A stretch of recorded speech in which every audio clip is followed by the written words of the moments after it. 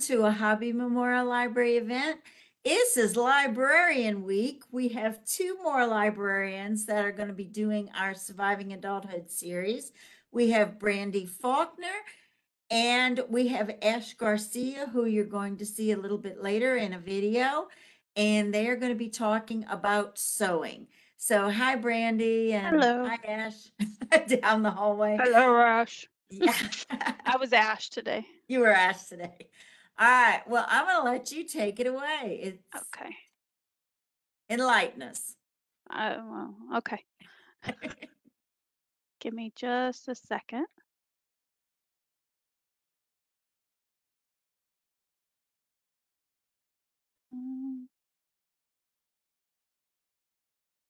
Alrighty. Here we go. You'll see Ash first, and then I'll come on. Hi guys, I'm Ash Garcia. I'm the systems librarian here, and I am going to show you how to tie a necktie. So let's start right here, and a few things. Make sure it's measured to about how tall you are. Shorter people have a lot more leeway. Taller people, you got to make it way like this, or else you're going to have your tie by your belly button and it's going to look kind of funny. Like I said, everyone else, if you're normal size, if you're a little shorter, you have way more leeway. So the first thing, you're going to have it around your neck like this. It's going to be shortened like this on your left side. And then on your right side, bring it over like this, just like that. And then you're going to bring it over again. And then, if you can see that, it's going to come under. And then the little knot that you made right there, you're going to open it a little bit. And you're going to bring it through. And you're going to tighten it. And there are a lot of ways you can do it. Like some people, this is just a basic knot. But others, you can make just all sorts of fancy knots with several different layers. But this is just a basic one. Again, make sure if you're a little bit taller that you have it more shorter up here. And basically that's how you just practice. Do it several times. In fact, let me do it one more time, because it took me, when I started having to wear ties, I would say about 2 months to finally get it right. And sometimes I would just leave my tie already tied, so I don't have to do it over again. So again, put it over. One more time. The other fancy knots is when you start putting over a lot. The other big knot right there, bring it out. And then you're going to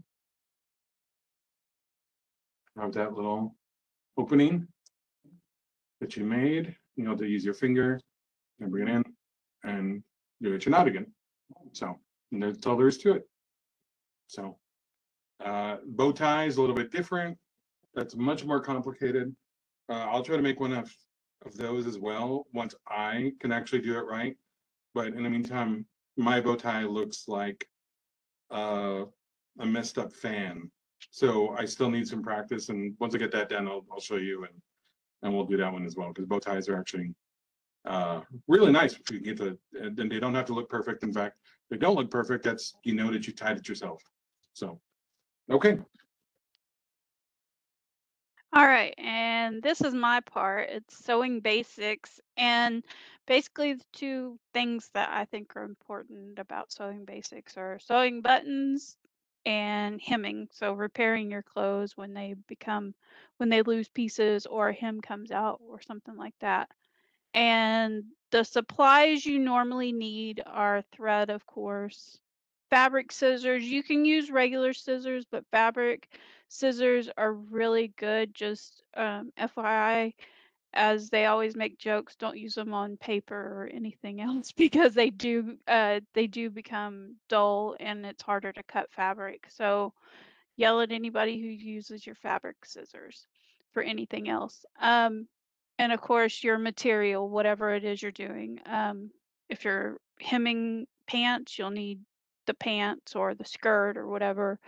If you're sewing a project, you need fabric, buttons, and then whatever other material you might need. Pins and a pin cushion, they are sharp, the pins are, so you will probably poke yourself a few times. And needles.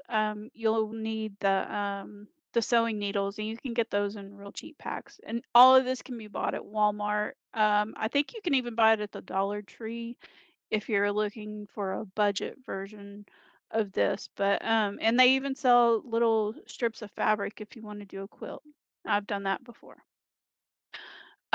This is a picture reference of how to sew a button, and you basically start on the underside of the fabric with a knot on the end of the thread, and you go up, and you don't have to search for the button at first. You just pull the thread through, then you put your button through the needle, and make sure the needle isn't too big for the button, because sometimes that does happen. And then you'll cross it, and it shows a cross underneath. I just like to do 2 crosses on top of the button. And then when you want to tie it off, wrap it around on the underside of the button so it's secure, and then go underneath and knot your thread. And I'll show an example of how to do that in just a second. And then these are the basic stitches. The running stitches, when you're wanting to do wanting to show a nice stitch. The basting stitch is to keep 2 pieces of fabric in place. Back stitch is very secure. You can do this with hemming. You can do it with when you're making something, and it'll be very secure. It barely ever comes out. An invisible stitch is what you want for a hem, which I'll show you that. And then the catch stitch is also good for him. And whip stitch is just basically going around the edge of the fabric. And then blanket stitch, I have an example of that also. And I use that for more craft projects. And then the last part of this is people that I follow on YouTube that I like to watch. Some of them are more advanced, but you do learn different techniques from them because they've been doing it longer. You have Bernadette Banner. She hand sews literally everything on her channel. So she does 18th century historical fashion. So she's made dresses, shirts, and of course that's a very advanced because she's a costume historian and she does costuming stuff. But she has techniques that she uses that I've learned from.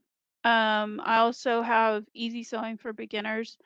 And some of these do use sewing machines, but it's always helpful to see the different techniques. Then Evelyn Wood, she's another dressmaker, but she does historical fashion.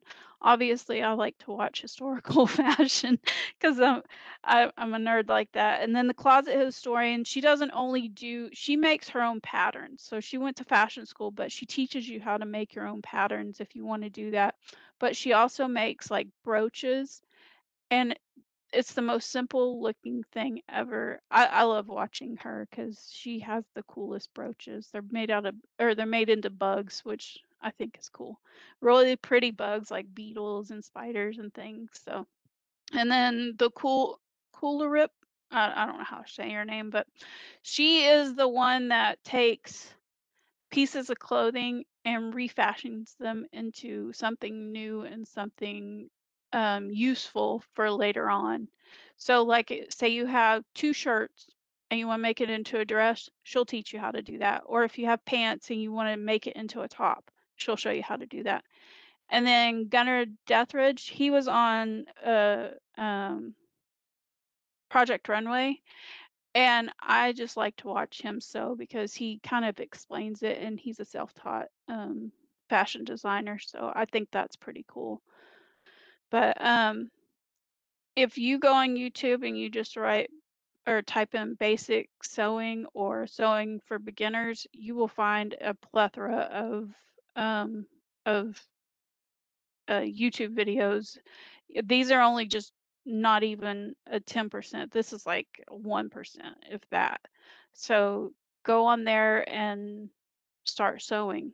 So now I'm going to switch it over to my camera and I will show you my little YouTube show. So give me just a second. I'm going to stop sharing. Now you can see me. Cindy, you got any questions while I'm setting up? No, but I've seen some of those. The one that takes like pants and makes it into shirts and vice Yes, versa. those are my Amazing. favorites. Mhm. Ah, did we lose me? I think we lost my camera. Oh, hold on. Okay. I'm back. And Yay. you just see my chest, sorry. And my face. So even if you don't know how to sew, this is the part for people who don't know how to sew and just want to fix things. So hemming, you have different ways of hemming, and I have 3 different pieces. This is the one that you're going to be able to see on because it's a light piece of fabric. And of course, my office lights go out as I'm doing this. And then these are the decorative fabrics that you have. And this just shows you how to do the hem. And then this is a different type of hem. I have all of my supplies out here. This is kind of my supply list. I'll just show them as I go. Sorry. So I have everybody's grandma had a tomato, and it's basically you stick your pins in there when you're done, or you stick your needles in there instead of your chair, which I've done that too. And then you find it later on, you're like, oh my God, I could have killed myself. And then this is for people who don't know how to measure by eye, which that could be me too. When you're doing a hem, you're going to want to measure and make sure it's equal all the way across so you don't have a funky hem. Same with buttons. If you have buttons and you're putting in new buttons like on a shirt, you want to make sure they're in the right spot other than having them just all wonky, because then your shirt won't button or your pants won't button and then you're out of luck and you have to use a trusty seam ripper. This will save your life when you mess up a seam or mess up a sewing, or you have a knot and you can't get it out. So the seam ripper, it can be dangerous for people like me who is clumsy and you poke your finger with it, but it will take out a seam. So I did this one just sitting here, and all you do is you go under the thread. There you go. Go under the thread and it takes it out. That's all you do. Needles, they don't come in a package like this. This is from a thing for teeth floss. But it's like the perfect container for needles, and you can buy them at Walmart, and they come in like the same thing as a button, but it's just poked through there, so you get like 5 or 10, however many. And I just keep them in this, so I have different sizes, and the different sizes are for different projects. So like this one, you can see the eye, which is this part of the needle, and it's easier to put the thread through, but sometimes you need a very thin, which you can't hardly see that one, but it has a very tiny eye, and sometimes threads are thicker or they're thinner, and depends on what you want to use it for. So let me get to, where's my stuff? Okay.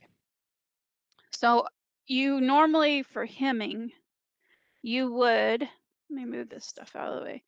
You would take your fabric, ouch, see, I just poked myself with a neat, straight pin, but that's kind of what happens.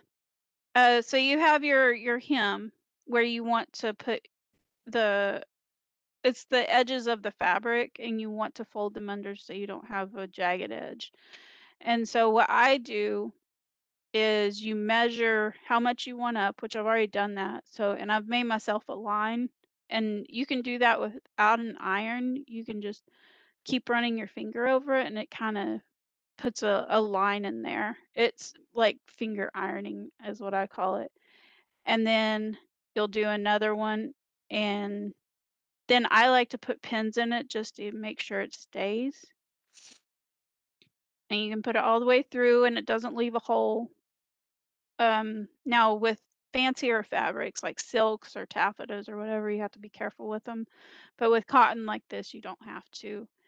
And then what you do is you have your needle threaded, which I already threaded mine because I didn't want to have to fuss with that while I'm on camera and then take forever trying to get it threaded. If you have trouble seeing the eye, they do have little threaders that are pieces of wire that go through the eye, and you can put your you can put your uh, thread through there and it threads it easily. So that's also at Walmart or one of the other stores. And all you do to make it a invisible stitch, and I'm not going to show it on here because it's hard to see since the fabric's black. I'll do it on this one. And you see that the thread is, it's a dark green, but it looks black on the screen. And you start on the inside and you go on this folded edge here. And that's where your knotted piece is going to go. And then you would start at the edge, but I started here. And then you would just grab the fabric and you do the tiniest little piece because you don't want it to show through this side when you're hemming, because you don't want it, if you have a different colored thread, you don't want that showing. And then you just do that and you see that it shows on this side, but not that side. And you just keep on doing that. You run it through. Brandi, can you put the camera just a little bit higher Yep. so we can see? Yeah, just a tad higher. Sorry. Thanks. You already told me that, sorry. No. I was having camera issues. So then you would just continue to do that and you would start on this side, on the folded side. And it doesn't have to be neat, but it should be small little sections that you take. And do not, and this is just a recommendation for me, but don't take a massive length of thread because it will get knotted unless you put wax on it, which, you know, that's just another step. But and you continue to do that. But I'm going to show you what it looks like if you do a bigger section. You will, well, I did a small section. And you want to stay as close to that edge that you were on. But if you did a bigger section of, you will see it. So you want to make them really small, and that is the best way to do it. So now I'm going to put that over here, and then I'll show you how to do a button real quick. And then I'm going to show you some cool projects that I've done. So I picked a button. I mean, you can pick a coordinating button, you can pick a cool button, you can do whatever you want to. And say this is where the buttons go, and then you have the other side where the button hole is. And that's an easy one too, and you can look that up. But you start on the inside where the button top is not, and put it wherever it's supposed to go. So we're going to say it goes there. And the diagram had it where they already did a cross, but I like to do it this way. And so you have it and you just hold it down until you get it secure on there. And you may poke your finger. It's okay. Needles only hurt so much. And then now this is the part where you're kind of searching for the buttonhole, and what you can do is just go ahead and stick your needle through, and then you find the hole. And then I do about 3 of these, and see I had all the thread did not come through, so I have to pull it through. And that happens. I'm not a perfect sewist.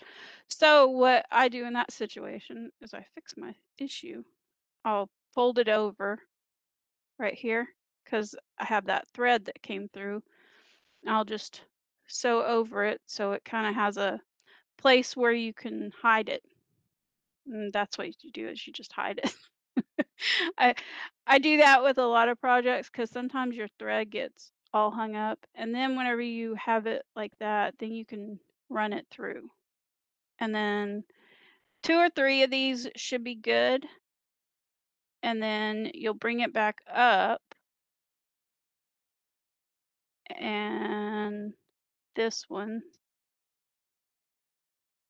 And then the last part where you saw it go around the underside of the button, what you'll do is you'll bring it through here, but you will not bring it up through the holes. And then you run it around your button here, like that. So it's underneath the button. And then you will go back under the fabric or into the fabric. And then you will go into one of these pieces of thread here and you make a knot.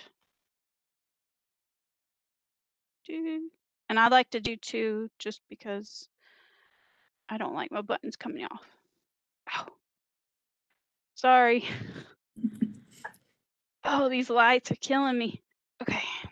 And so then you make another knot. And then you use your trusty fabric scissors that are not used for anything else. But you don't have to use these. Like for thread, it's just good to use a pair of nice scissors. I have these and I have these. These are the fancy ones for fabric. These are just regular sewing scissors. They're Fiskars. You can get them cheap or you can get them expensive. These are probably a bit more expensive because they are. And then you have tailoring scissors, which are like really long. But those are nice whenever you're cutting fabric and your thumbs are getting stuck in them. So along with Ash's tie video, I know that, you know, some women like me like to wear ties, but they don't always want to wear it like a guy does. So I saw this on an Instagram page where you take, I'm going to switch back up to the normal camera angle so I can show this properly. So this is a tie that has no sewing whatsoever. It's just a safety pin. And you're basically folding it and then putting a knot here and putting on a necklace. And then you can wear it as a tie, but a cool tie, and, you know, put a bit more feminine touch if you want to on it. This one's better to able to be seen because it's not all black. So there's your knot. You can put a brooch on there. You can leave it like that, or you can decorate it, and then that's the back side. And so all you do is in these loops that you folded, you put a necklace through here. And it doesn't have to be pearls. It can be a silver necklace, a gold necklace, whatever you want to put in there. But yeah, that puts like a feminine touch on a tie, which I think is cool. I think, you know, blurring the you know, fashion is always a nice thing to do. And then, so on top of like during the pandemic, I taught myself to sew, or I watched a lot of videos and just went into it. I decided I was going to teach myself because I wanted to make some clothes, but I also made crafts. These were things I did. So this was for a Kindle Fire that I had, and it's basically a pocket. And this right here, I used that blanket stitch. Nothing special. You just put the stitch in and you basically tie it and put buttons on it. I had no pattern for this. I just I figured out I wanted to do it and I did it, and it's made out of felt. And then when I got a little bit better, I got a little bit more adventurous and I started making like, this is my goth bunny, and she has shorts and a dress and it, you know, it's not perfect, but it is mine and I did it and I'm pretty proud of it. So when I have free time, which, you know, as a student, you know, you don't always have free time, but these are things that you can do to keep yourself busy, or, you know, make them for gifts or even sell them. A lot of people do sell stuff like this. I mean, I won't sell this one, but if I wanted to, I can make these and sell them. And you can get fabric really inexpensively at Walmart. You can get it at Dollar Tree. Has started carrying it. They carry the strips of fabric, kind of like this. This was from Joann's, but it's like, it's called oh, what are they called? Jelly rolls. and they're basically for quilts, but you can use them for other things. Like I could have done this and done the skirt with a few strips of this fabric. I could have, you could put them together and make a piece of fabric. So it just depends on what you want to do, but I think it's important to do this. It's a skill that everyone needs, especially, when things are really expensive like clothes.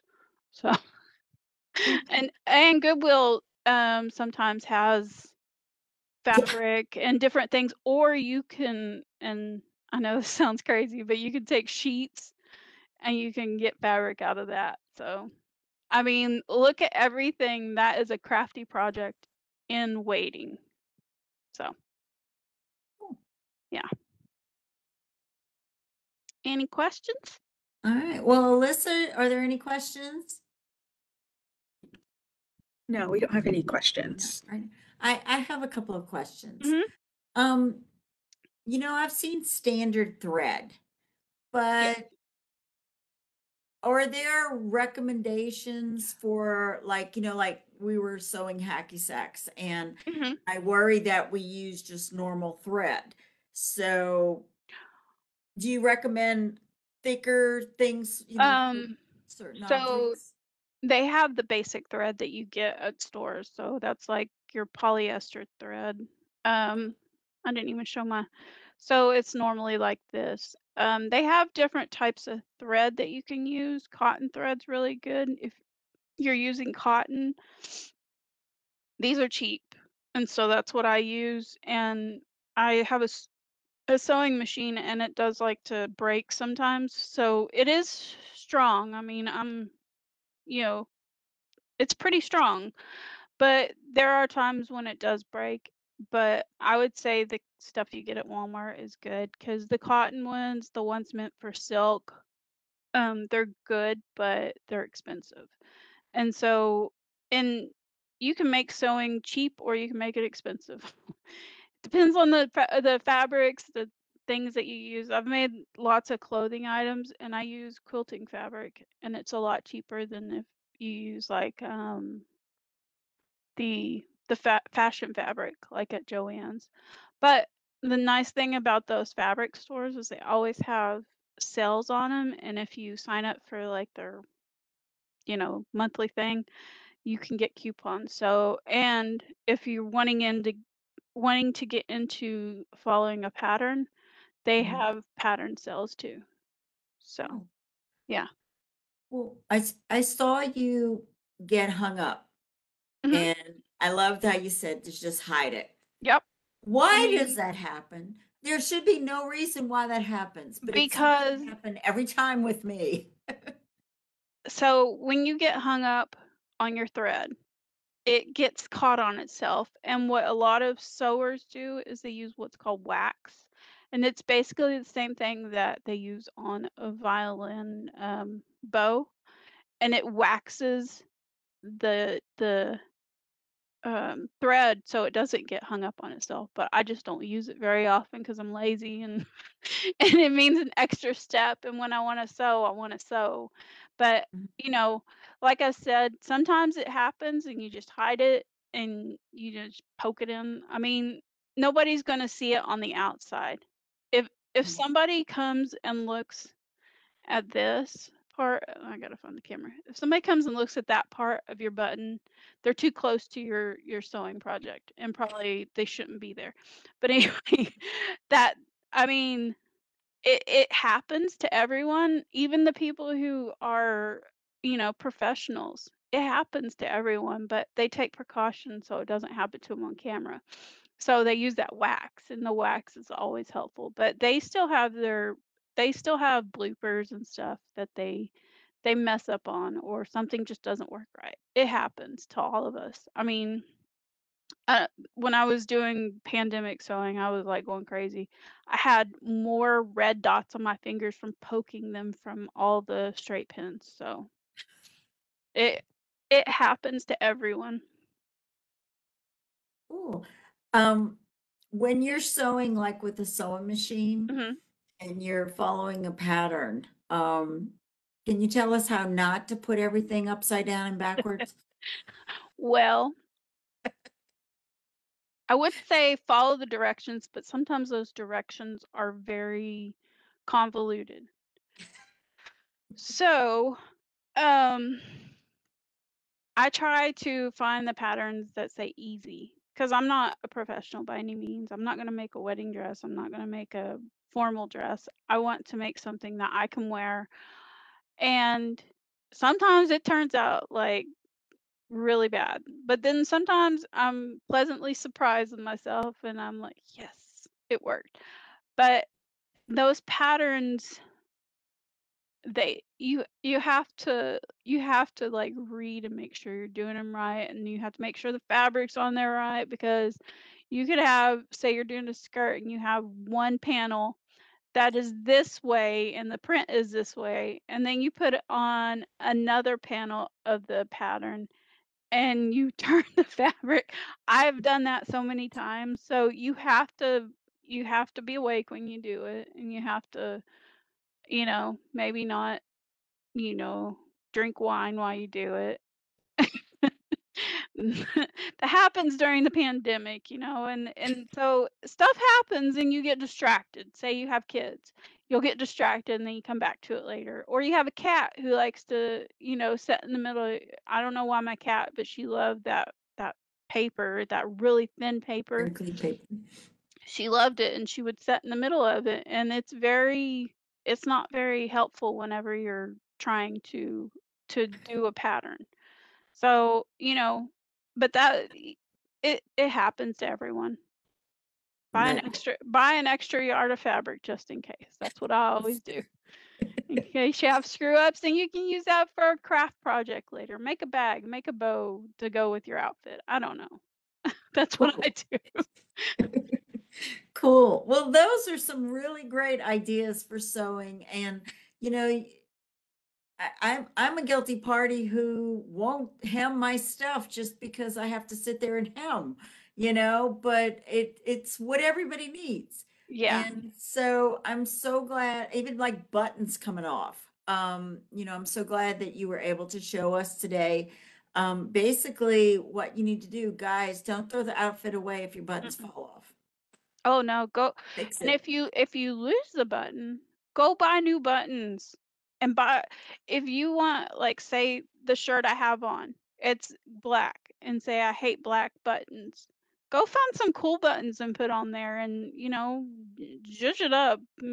Fix your outfits, make them your own style. Don't stick with that if you don't like it, or if you went to Goodwill and you're like, I don't like the length of that skirt. Well, cut it to the length you like and hem it. Mm-hmm. Do you recommend a place that has really cool collection of buttons? Oh my gosh. Yes. I'm sorry. There is a place in Austin. Let me get the right name. It's Austin Creative Reuse. That is the name of this place. And they are amazing. They have not only fabric, buttons, they have art supplies, and it is so cheap. Um, can I switch to show my page? I don't know if this is commercial at this point. If you do that. It's a love for crafty stuff. I'm going to share it. So this is the place I go to. And when I tell you that they have literally anything and everything you need, they have it. So they sell buckets. They sell pill bottles, because what happens is you can use those for craft projects. Right. And let me see. They have an online store, so I'll show you kind of. So those are all corks for $2.25, those 2 bags. It's Cool. ridiculous. Yarn, $9 for 2 big things. I'm telling you, this place is like my go-to when I go to Austin. Yeah, so definitely if there's creative people out there, Yes. know. Those kind of places need to stay around. So keep them in business, because, not everybody wants to get into like stained glass, but they want to try something. That's the place to go to. Find it where it's been used and you get bits and pieces. And sometimes you find the coolest thing. I find artwork there that, that it's just like students have done it and they don't know what to do with it, so they donate it there. And, but they have paints. I mean, literally anything you can think of, they have it there. And they even have jewelry pieces that you can make other things out of. It's just, I love places like that. But Goodwill is always a good place to find buttons because people collect buttons. I'm guilty of that. I collect them in jars.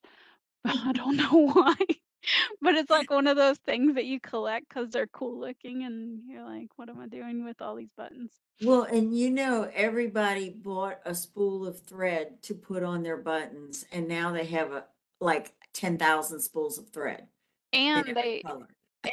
they have those spools, like the actual spools. They have those for craft projects. I have them. They have wooden spools, and I'm going to use them for drawer pulls on my craft space. Oh, very So, cool. I mean, it's just like you think of things when you go to places like that. Goodwill. I mean, I go there and I'm like, what can I do with this? If I can't find anything, then I don't pick it up. But if it's like a piece of fabric, like I have a piece of sari fabric, which is Indian fabric, and it's beautiful. It's like a cobalt blue and a gold. I don't know what to do with it, and I don't want to cut it up because it's usually made of silk. So I'm waiting to figure out what I'm going to do with it. But I just can't get rid of it. And I've had it for over a year now. And Cool. that does happen when you get interested in things like this. You start buying and you have a collection. You turn into like a fabric hoarder. Or at least I do. I hoard Okay, things like guys, that. we know where to go. Yeah. It's one of the librarians. Come over here and go, I need this, I Yeah, need that. because when it's on sale and a lot of places like that, where I used to go to school in Denton, they had a place like that, and it was so wonderful. They would have bolts of fabric, and you could just like buy it for $2. I bought it's a green plaid, and I bought it for, I think there were 2 yards per. They tape them up, 2 yards per taped up section. I bought 4 of those for under $10. And if you go to Joann's and buy the same fabric, it's probably Expensive. Yeah. $100. So I recommend going to, places like that. There's also places online where you can buy sewing supplies for cheap, like fabric.com.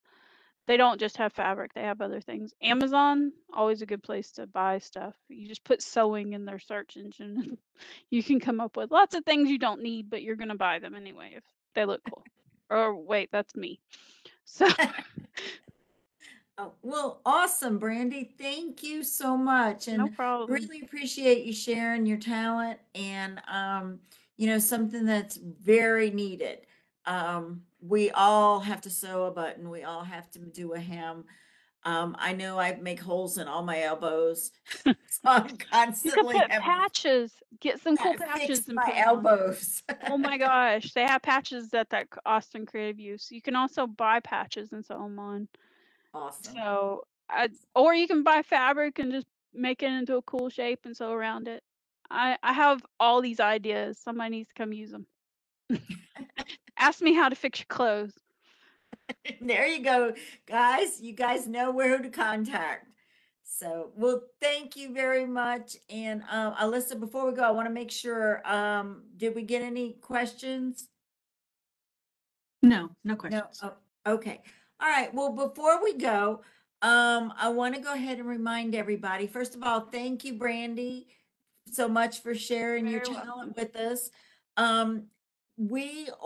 Remember, our deadline for byways is March 15th. That is what I think next Friday. Guys, you cannot go beyond the deadline. So make sure that you turn in everything by March 15th. We are, if you need information, go to our website, the Hubby Memorial Library website. Go almost down to the bottom where it says byways and get the information. Hey, you'll be published. If you're one of the finalists, you'll be published. And that's a great way to start your career. So we've got that. And then we also have, still got a bunch of stuff going. When we come back on March 18th, we have houseplant care with CTC Professor Keaton Eric. Everybody has done it. You've bought that beautiful plant, you go home, and in 3 weeks it's starting to die. Yes. And he tells you how not to let your house plants die. So make sure you tune in for that. And then we have on March 20th another night sky tour. Warren will be retiring, so that will be his second to last night sky tour. So make sure that you find out what we're doing in the April night sky. And then on March 25th, we have our math professors, Ellen Falkenstein and Elizabeth Bobet. They're going to talk to us about banking. Believe me, everybody needs to learn what they've got to say. So make sure you guys, check out that. It'll be on our Facebook as well. And for those of you who are looking for a job, our CTC Career Center Director, William Jones, is going to be talking about that, tips on how to get a job. I will save our April events for our next event, and I will just kind of fill you in. We're still going on our Surviving Adulthood series, and by the time we're all done, you guys should survive well. And it takes some work to survive adulthood. Just ask us. It does. It does. The very fact that we've got so many topics in this series tells us that being an adult is, it's a little complicated, but we're making it. Sometimes it's rough. Yep. But Yep. you will make it through. Yes. Yes. Sometimes your desk looks like that.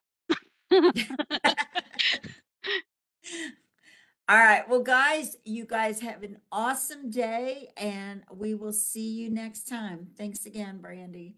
And Alyssa, if you will take us out, please.